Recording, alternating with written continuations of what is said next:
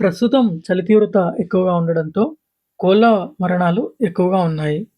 కోడిపిల్లలు ఎక్కువగా చనిపోవడానికి కారణము యోక్సాక్ ఇన్ఫెక్షన్, దానితో పాటుగా డీహైడ్రేషన్.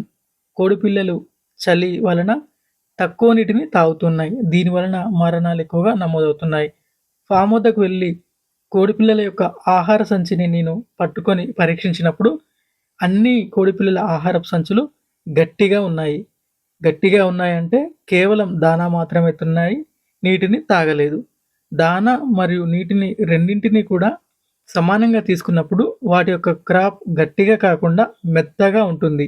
మెత్తగా, సున్నితంగా ఉంటే ఆ కోడిపిల్ల చక్కగా దానా తిని నీటిని తాగిందని అర్థం చేసుకోవాలి.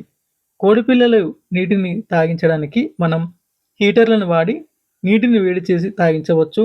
హీటర్ లేకపోతే నీటిని డ్రింకర్లలో ఎక్కువగా పెట్టకుండా సగం వరకే పెట్టి కోడిపిల్లలకు నీటిని తాగించవచ్చు. నీటిని ఎప్పుడైతే పెడతామో అప్పుడు సగం నింపి బోరు వేసి ఆ వెచ్చటి నీటిని అందించవచ్చు. మీరు డ్రింకర్ నిండుగా నీరు పెడితే అవి చాలా తొందరగా చల్లగా అవుతున్నాయి. చల్లటి నీటిని కోడిపిల్లలు ఎట్టి పరిస్థితుల్లోనూ కూడా తాగదు. మీరు గమనించండి.